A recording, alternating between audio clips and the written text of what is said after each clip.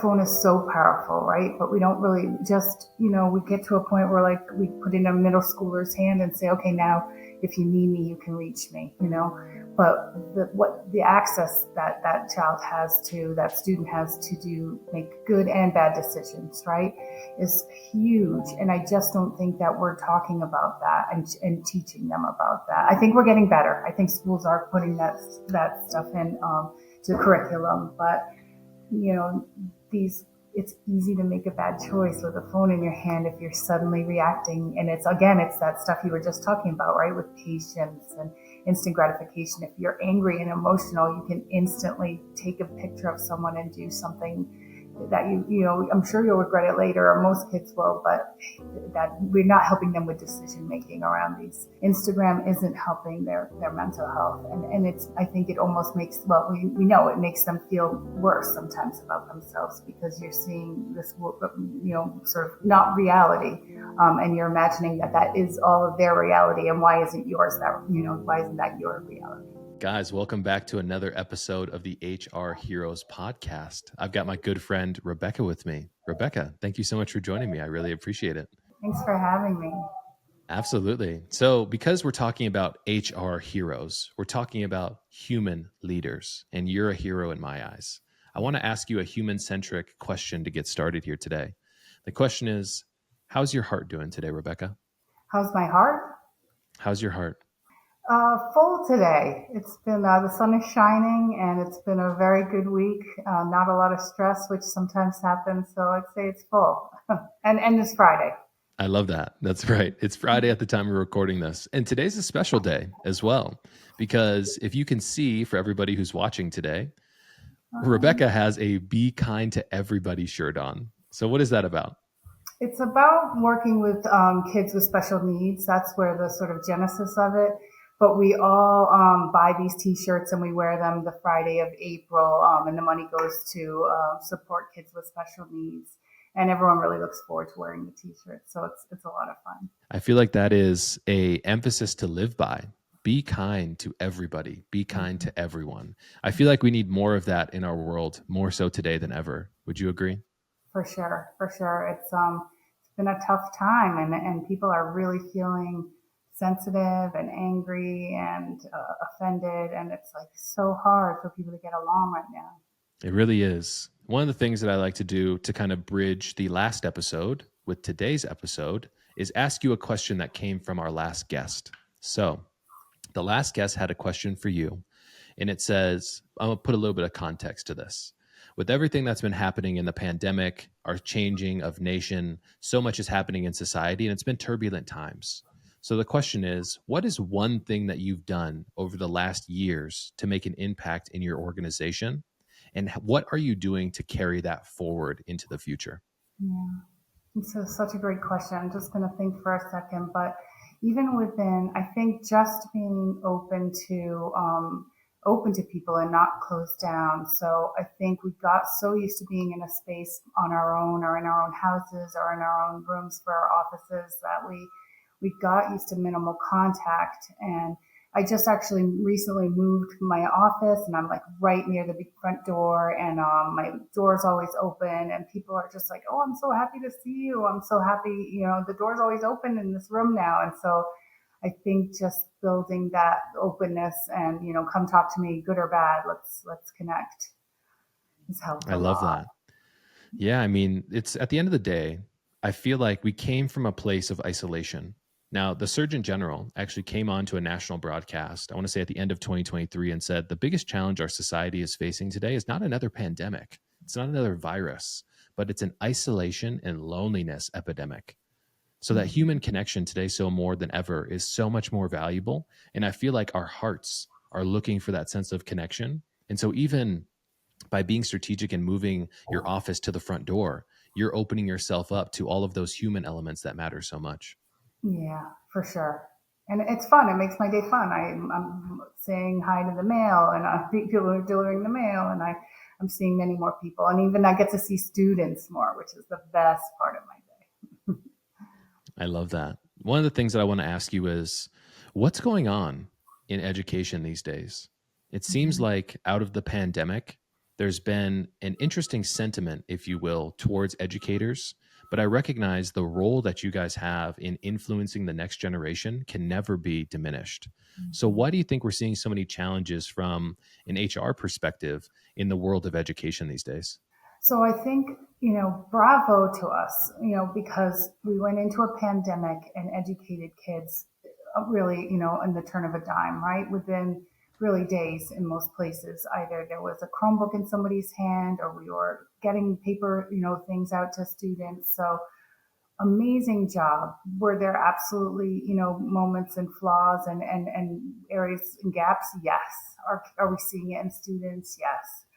But in that, I think the two things that have come out of there, and I think they were always there, but they've just been just magnified, are students in technology, right, and people in technology, because just what you were talking about, that's where we're getting our connections from, and it's an overload. So now we've got to maybe flip it back a little.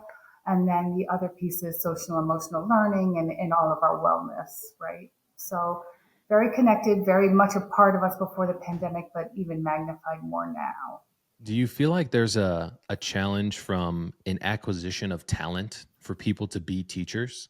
Because one of the things that I've noticed is there's a dynamic change that's happening in the workforce now. A lot of people are working to live instead of living to work.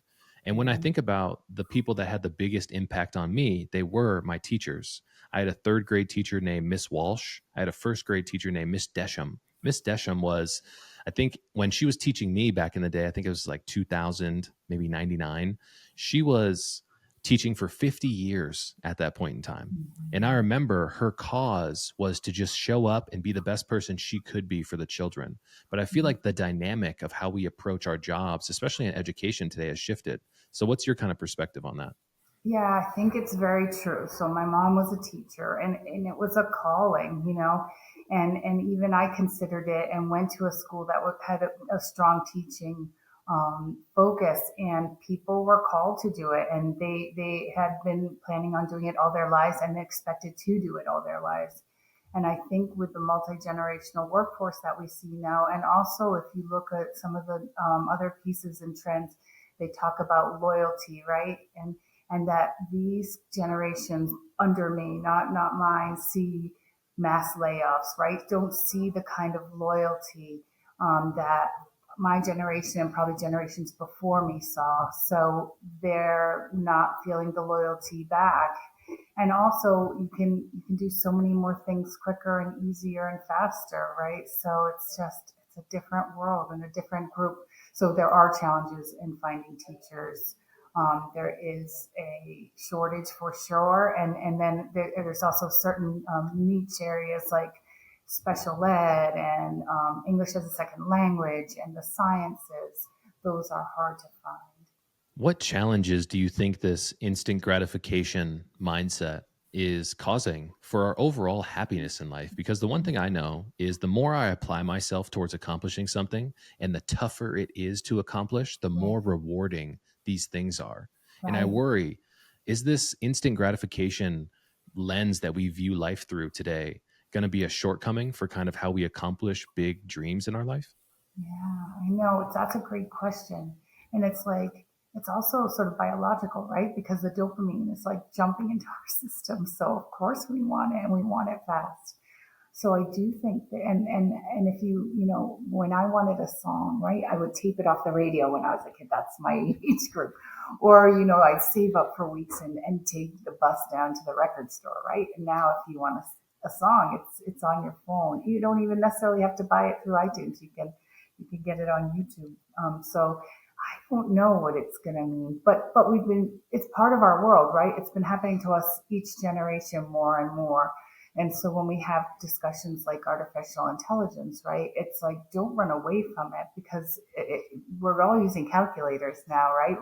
We're going to have to use it somehow. So it's all for the good, but you do worry about that patience piece and that thoughtfulness, right? Are we looking at things with patience and thoughtfulness? Because you do just act so fast. And it seems like if we don't apply ourselves to things that are worth our time, long term, we always end up with that feeling of dissatisfaction, if that makes sense. I know Yeah, when I try and apply myself to quick goals and I accomplish them quickly, it feels good the first time. But every single time after that, it starts to feel less and less rewarding. And I just yeah. wonder if that is something that not only our children are experiencing, but also kind of our teachers, because everybody's on social media today and it's changing the lens in which we kind of view the world through. Right. And then it also sort of sabotages our perseverance, right? Which is so critical. Because when I think about it, took me a long time to get where I am professionally, and just because of life and a winding path. And if I had given up, and I remember when it happened, I was so thrilled. It was everything, but it took years. And I would hate to see if I just gave up because it wasn't working out in terms of time. Because through that journey, right, you have all these learning moments, and it's building your skill set, and it's building your perseverance and your resilience. But you're right, it's really hard to see if that's going to start to falter and what that could mean. One of the things that I think about, I heard a podcast. I'm not sure if I mentioned this in our previous discussion, but it was around the topic of resiliency. And when I think about our previous conversation, you talked about representation being incredibly important because a lot of teachers today do not often represent the lifestyle, the culture, the life experience that a lot of our students do. And here's something interesting. One of the topics that's in the front of my mind right now is kind of the nucleus of the family. Often today, in I'll call them underestimated communities like Spanish, Mexican, African American, Latino communities, we come from broken households. We don't have a connection to a lot of our other family members. And as I was listening to this podcast the other day, they were talking about the topic of resiliency. And they said it's very difficult for our children to be resilient today because they don't have family ties to their grandparents or their great grandparents. And one of the ways in which resiliency is passed down from generation to generation is through the exchange of knowledge. A good example, if you spend time around your grandparents, they often are going to be able to tell you about stories of them overcoming challenges just like you did. And it's those examples that we see in our life that give us the understanding that if I stick to it, it will be okay. And I worry about the broken households that so many of us come from with a single parent mom, a single parent dad. We don't have connection to our long-term relatives like our grandparents. That connection of resiliency and those stories aren't being passed down. And then when you combine that with this instant gratification of social media, it's very difficult for people to organically develop that form of resiliency and what that really means. Yeah. I mean, I think that goes throughout every demographic. Depending on the family and the relationships, because some of those groups that you talked about have some really strong ties to their extended family. So I would say across all demographics that is so difficult. And again, in the pandemic, I remember that need and that longing for uncles, aunts, grandparents, and even for teachers. So I think that idea of connecting with each other more and more, it's other related to everything you've said before. It's technology, it's people moving far from each other, it does change people's resiliency because those lifetime stories and those air you don't realize it until it's gone if you've had it, and those relationships are so important. Yeah, both of my grandfathers on my dad's side and my mom's side both passed away in the same year. And I was living in Las Vegas at the time. And as I get older, I start thinking about wishing I would have spent more time with them because my family, my father was an entrepreneur, and that meant that we moved away from our family, which was in Eastern Washington, to Michigan. And my entire childhood was just my mom, my dad, my sister, and me. And we spent all the holidays together.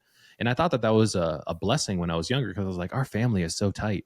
But I never got the opportunity to spend time around those elder individuals in my family to be able to ask them questions about, like, what was it like when you were growing up, and hearing those stories. And I wish I would have had more time for that now, more so than ever. And it's going to be so funny for future generations because there's going to be a digital footprint for all those people, right? So it's going to be, to an extent. The other day, this is a funny story. So I was feeling the same. I was thinking, and so for fun, both my grandmothers, this is very unique, had college degrees, and they were both in the early 1900s. And so I Googled one of them and I saw a essay she wrote in college from, and I was like, how ridiculous is this that I can even see this? It's from the early 1900s. So that's just going to be even better for people in the future. But that human connectedness is better too. It is. And that's one of the reasons why I think about doing this podcast as an example. I think about there was a story that came from this individual who created this book, Gary Vaynerchuk, 12 and a half, which is leveraging the emotional ingredients necessary for business success. And I want to use this as a segment into our next section about social emotional learning. But what he said was often we think about the process of creating content instead of documenting the process that we're in now. And when I think about documenting, I think about I wish I would have seen a digital footprint of my grandparents when they were in their 30s, doing their thing, building their businesses, and building the mindset that I now look at as that super evolved version of him. And so when I think about the opportunity, even to sit down in this conversation with you, it creates so much opportunity for the future versions of Keenan to be able to look back into the past, which is so beautiful. It's so true. We're going to have more and more ability to look back. Even these students today can just go to Google, and see all their different work that they did in one place. And that can only help us grow in our brains. So I think that's a really positive takeaway from the way we live our lives now. I want to talk about some of the negative effects of social media on the youth today, especially because I know that bullying has become incredibly prominent. It comes in a different form than it was when you and I were in school. A bully couldn't catch us in between the classes when the bell was ringing and shove us into a locker. But now we have digital bullying that happens all the time as well. So, what's kind of your perspective being on the ground of the impacts of technology and kind of the culture of what these kids are growing up with today? Yeah. So it's such right. A phone is so powerful, right? But we don't really just, we get to a point where like we put in a middle schooler's hand and say, okay, now if you need me, you can reach me. But the access that that child has to, that student has to do, make good and bad decisions, right, is huge. And I just don't think that we're talking about that and teaching them about that. I think we're getting better. I think schools are putting that stuff in. To curriculum, but you know, these it's easy to make a bad choice with a phone in your hand if you're suddenly reacting. And it's that stuff you were just talking about, right? With patience and instant gratification. If you're angry and emotional, you can instantly take a picture of someone and do something that I'm sure you'll regret it later, or most kids will, but that we're not helping them with decision making around these. And I don't know if you saw it. I think it just came out yesterday or the day before. In Norway, they've banned smartphones from inside the schools. And if you look at it, it's a really interesting study. And bullying has gone down significantly. Mm. It's so easy. It's right in front of our faces. I mean, I feel like that pendulum naturally should swing back in the other direction because when you and I came up in school, I remember recently I went to a high school and we were talking about our business in Francis and how we spread positivity to the students via text message. And we were talking about, do these kids have access to their phone? And they said, yeah, they have their phones on them all day. And I was thinking about the element of distraction that comes along with that. Because when I was in high school, as soon as your phone was out of your pocket and a teacher saw you looking down in the wrong way, they're like, hey, bring that to me. And it was something that we always feared in getting our phone taken away. But now you've always got on tap access to all of these channels of communication, which can be so detrimental. I want to kind of dive into the education perspective of that. Mm-hmm. How are you guys thinking about educating this next generation about how they use their phones appropriately? Because like you said, every opportunity to post something is not an opportunity to do good by others. Yeah, yeah, you're right. I think many districts have a code of conduct that there's language within, and now we're all incorporating artificial intelligence and particularly picture taking. This was never language that we were talking to students about. So that's coming into play during their initial sort of beginning of the school year, and they're signing off on things. I think that's really really helpful. I think we jumped into technology, we jumped into phones, and then suddenly we look back and we're like, oh wait, we better put some parameters around this. So and teach kids how to use it because it is a powerful tool. So yeah, I do see us using that more, using the code of conduct, and breaking it down into simple language for each grade school, for each grade level. So that's a positive way, but also has to be reinforced at home, and and reinforced in your family and your friendship, something that's a value to you and the people you're around, right? Was it Norway that you said just banned Yeah, smartphones? Okay, yeah, so this is great. This gives me yeah. an opportunity to kind of talk about the trend that we see in youth mental health. So in 2009, youth mental health was evaluated for men or boys and girls who had depressive episodes. In 2009, that number for girls was about 7% of girls had depressive episodes. In 2012, when social media came out, that number jumped up to 13%. Mhm. As of 2023, the most recent data that's available shows that girls today have, on average, 31% of girls have depressive episodes. Mhm. And so if you think about the correlation of what happened in 2012 when social media became a thing, and now 10 years later, if you will, 11 years later, that number has more than doubled. And so if we think about the impact of the social media on the mental health of our youth, we really need to be tactful in kind of how we approach these things. One other part of this discussion was this individual went out and surveyed 600,000 plus middle school and high school students. And he asked them a question about technology.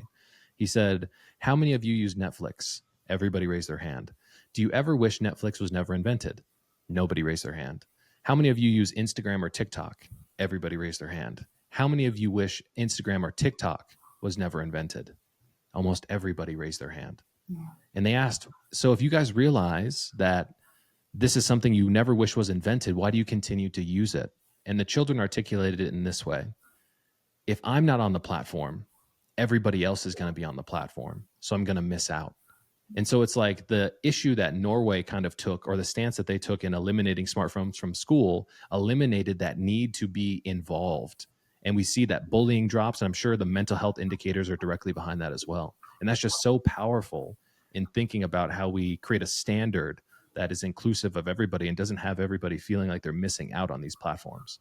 Yeah, and I'm just looking down because I had printed out this Norway thing right before this because it was fascinating, and it said the girls without the smartphones consulted mental health related professionals less. Um, and so it's so connected, and bullying fell and grades clearly went up. Not huge, but that mental health piece was really interesting to me because Instagram isn't helping their mental health, and it's, I think it almost makes, well, we know it makes them feel worse sometimes about themselves because you're seeing this, sort of not reality, and you're imagining that that is all of their reality, and why isn't yours that, why isn't that your reality? So yeah, it does take a toll on self-esteem. I want to view this through the lens of opportunity creation as well. Because sometimes mental health in itself, because it's stigmatized in so many of our personal lives and our cultures and our families, it's difficult for us to quantify the impact of good mental health and poor mental health. But if Yeah. we took it through the lens of grades improved, as an Mhm. example, if we're trying to do the best by our younger generations, we should be putting them in positions to be successful. And if it means eliminating their phones so they get better grades, so they have better opportunities when they get later into, the higher levels of academia, like universities, that create bigger opportunities for them in their career, why don't we lean on those type of data metrics to say, if opportunities go up, phones go down, then this is what we should be doing to do right by the youth. Yeah, that's a great point. We should start talking about it immediately, and I think in schools for sure, and make sure. And we got, we relied on technology so much within the last 3 years, and we had to, but we have to take a look at these studies and say, all right, now let's pivot. It's a really challenging time because the example that I like to use is we spend so much time with our device Mhm. that often we look on the other side of that device for our defenses. Like, hey, you're not treating me right. Don't say those things. Hey, I'm not going to put myself in that situation. Don't do that. But this device spends so much intimate time with us that it's on the inside of our defenses. And often it's feeding us information and narratives and stories and all these other type of things that are so corrosive, if you will, towards our mental health. And we need to rethink the relationship that we have with this device. Yeah. It's very interesting. It is, and what kids can get, what they can see, and their ability to even just absorb it and mentally just think about what it is and process it. What they're seeing is too much. It's too much for them. I mean, if we ask, if you were to say that children have to wait until they're 18 years old to get a tattoo, right? Then maybe we should put some parameters that are established through verification, ID, or something like that to use things like social media. Because I think in which the brain develops takes time. I want Right. to say like guys specifically aren't fully developed in their brain until they're like 25 years old or something Mhm. crazy. But we're Mhm. giving them these tools that have such an impact on their brain development and how we look at different situations that it seems like we need to be more tactful. I read a book one time called Indistractable, and this entire book was basically about how to prevent yourself from being distracted in your daily life. And one of the elements that he talked about was it's not the technology's fault, but technology is playing as a catalyst for our inability to regulate our emotions.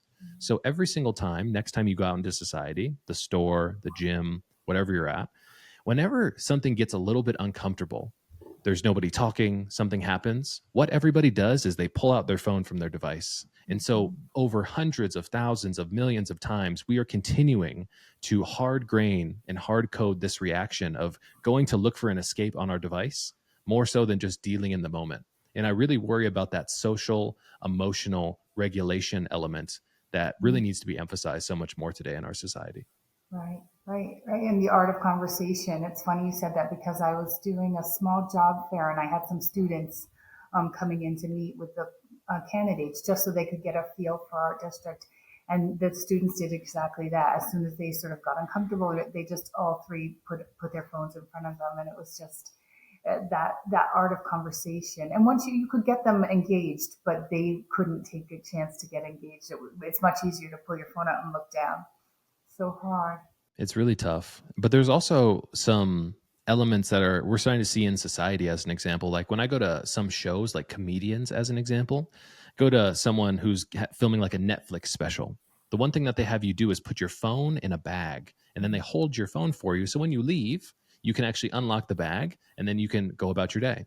But it's Mhm. very interesting what happens in those environments because when nobody has their device, what happens?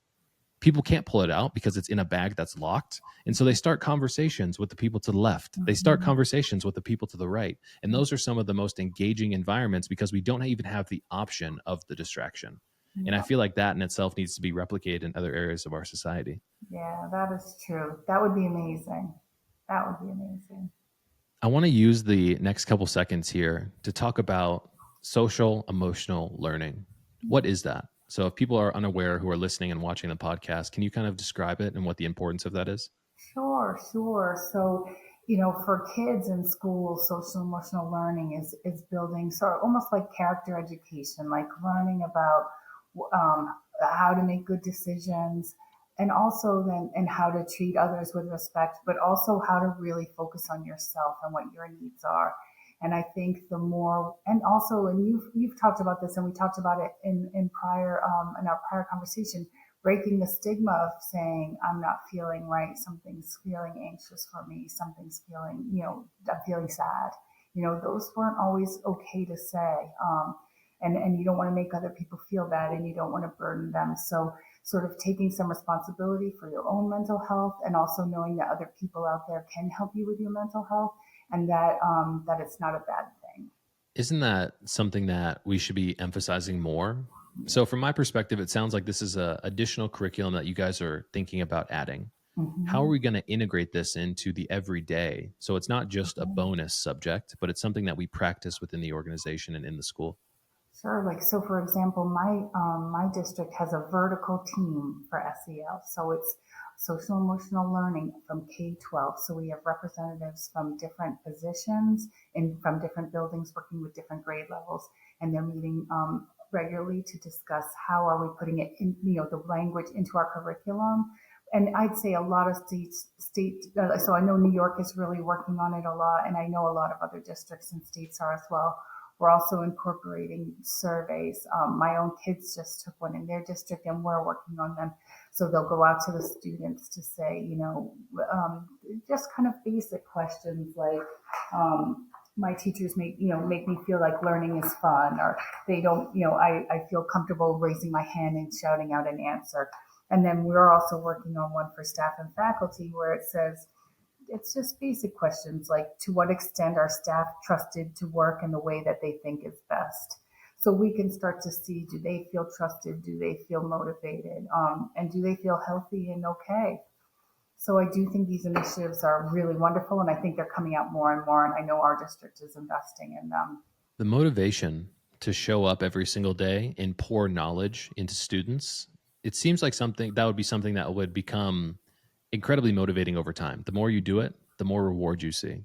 But I know that on social media, especially, I see examples of teachers who kind of check out, who Mhm. are not interested in continuing to learn, but they're like, hey guys, listen, this is just my paycheck. And I've seen a couple examples of that going viral on social media, and students stand up and they say, hey, we can't do this because everybody doesn't learn the same way. Mm. And so, what is kind of your perspective on, I guess, the teachers who might lose that muster, that motivation to show up and pour into the youth? And why is that Yeah. happening? So I think I just was at a group at a symposium sitting with some college professors that were teaching educators, future educators, and we talked about retention and sort of that connection to what makes people burn out.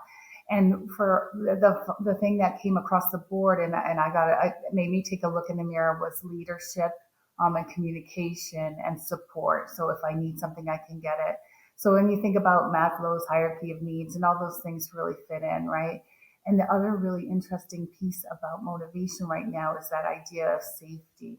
Like if you don't feel safe in whatever way, psychological, physical, emotional, socially, that just can zero out your motivation. So if you sort of put that together, all those communication and those leadership things that make people feel bad or unwanted, and then not feeling safe, it does kill motivation. Is what I've been reading and thinking about a lot lately.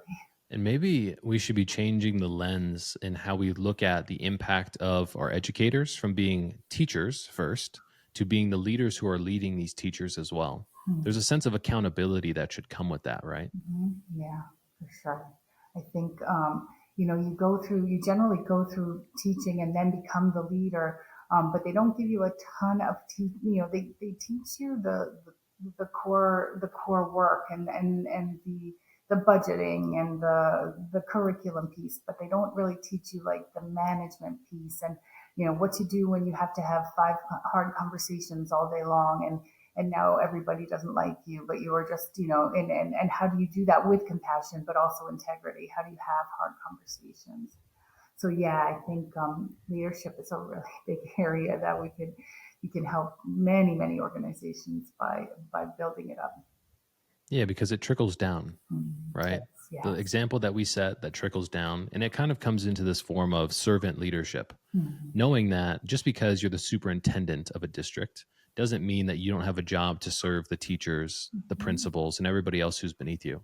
And I feel like maybe that's a piece of resentment that says, hey, man, we're supporting these students. We're doing everything that we have to do on a daily basis, but we don't have the resources to do what we need to do. And I feel like that's a bigger macro issue that we deal with too. For sure, especially for high needs districts, with low resources. Those teachers, aren't, they can't get the technology that they need, and at that same symposium, a teacher was there who had five different languages in her classroom. So she goes home at night and uses Google Translate to do her lesson for the five different languages. That's how hard she worked. And it was science in a high school, a middle school. So I was just so impressed by that. But oh my gosh, she can't do that for that. What's the sustainability of that, right? Yeah, that was my thought. I want to kind of bounce back to the idea of retention because it seems like that's something that you covered in that symposium. So, with the culture of job hopping, as an example, it becomes more and more prevalent. I see so many people on social media who say, if you want to get rich, never stay at a job for more than a year and a half or 2 years. But Mhm. what are the downstream negative effects of job hopping, especially in a space like education? I still think there's probably a stigma around that for education because it is about loyalty and there's also a process of tenure. So once you're here 4 years, you get tenure, then you're safe. You can never be fired. And so those ideas, you're a newbie, you're on probationary, you might not make it. There's some really tough, stigmatizing sort of paradigms that go through education. And I think that and especially when you factor that into, and I think we spoke about this at our last meeting, it's a different value set right now for our Gen Zs and for our millennials. Like they do move around, and I don't know that that's necessarily a bad thing. They might be picking up on skills, or might be learning to get around along with different groups of people. So I do think education is going to struggle a little bit with that. I think people will move much more quickly.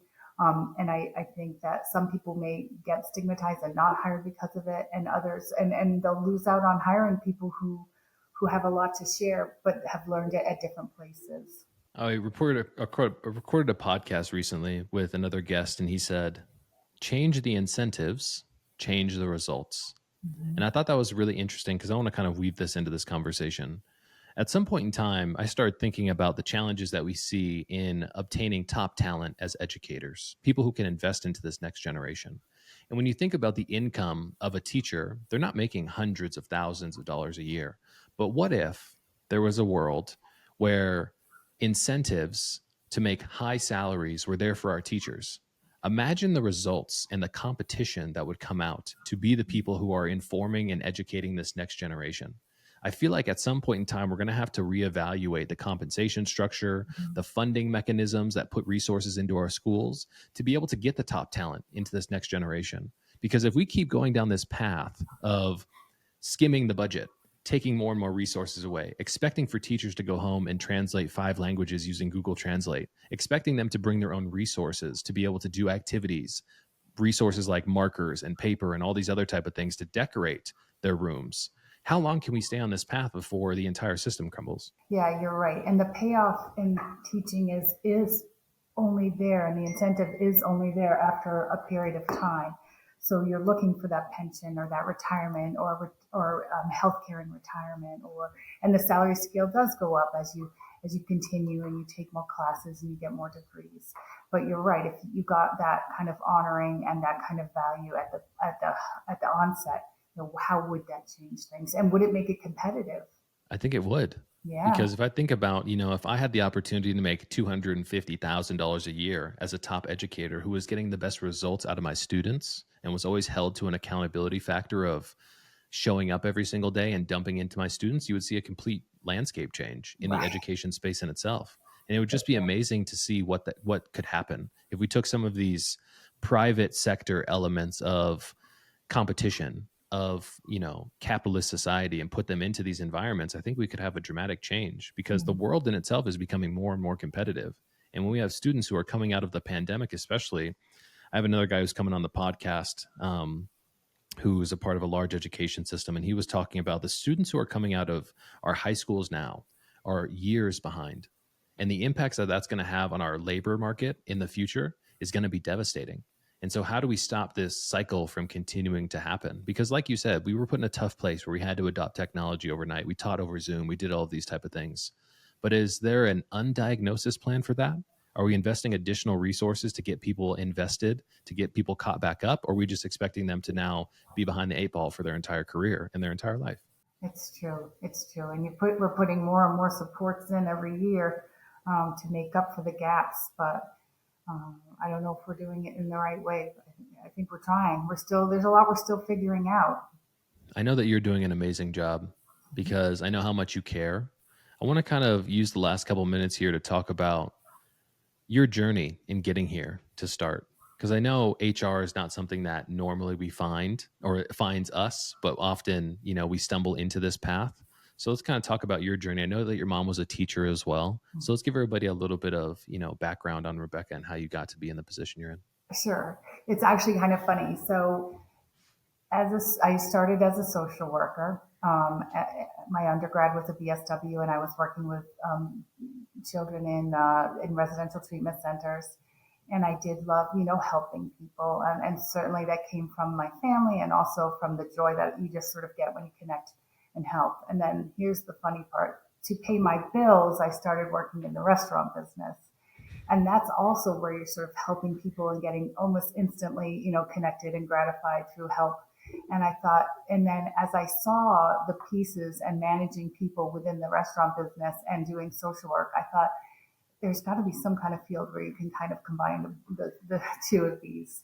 And that's sort of how I evolved into human resources, because it was a new field, really back at, not a lot of places had it about 20 years ago, and it's sort of evolved into a really huge place. And it's nice to see. And now it's the different branches, it used to be very centralized. And now there's lots of different branches of it within one organization. So it's helping people is really what it's all about, and having difficult conversations with compassion. Kind candor is Mm-hmm. something that I'm personally working on to get better at.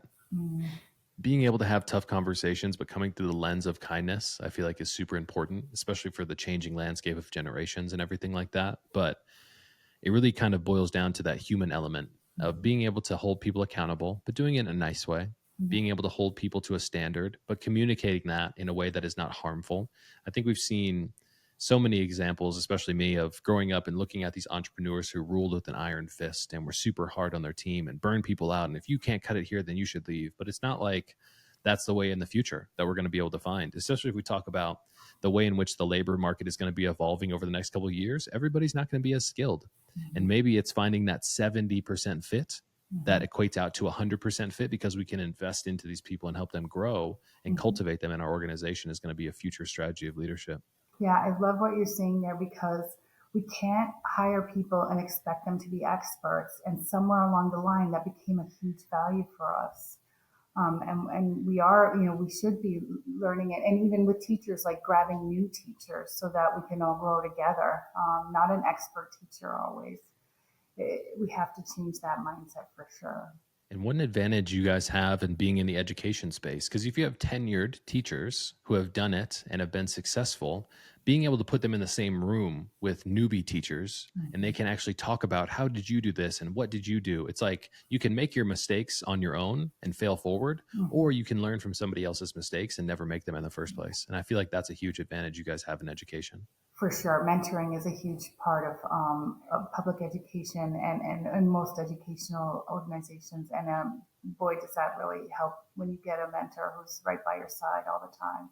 Well, as we kind of wrap here, I want to first of all say thank you so much for coming on the podcast, Rebecca. It's amazing to be able to get the inside scoop from somebody who's on the ground every single day and making the changes that are necessary to continue to push our education system forward. Because without the people, we don't have a product. And you are the curator of the people, which creates the product of our generations. And I just want to say thank you for all the work that you do. Seriously. Oh, thank you. Thank you for having me. Absolutely. So as we close here today, I want you to pose a question for our next guest. Maybe more about social emotional learning, like how can we weave the fabric not only into our education but into other organizations, into our families, and into our dialogue more. I love that. Well, once again, Rebecca, thank you so much for joining me. I really appreciate it. All right, thank you, thank you. Absolutely, guys. That's another episode of our HR Heroes podcast. Rebecca, once again, thank you so much for joining me. I appreciate it. That's a wrap.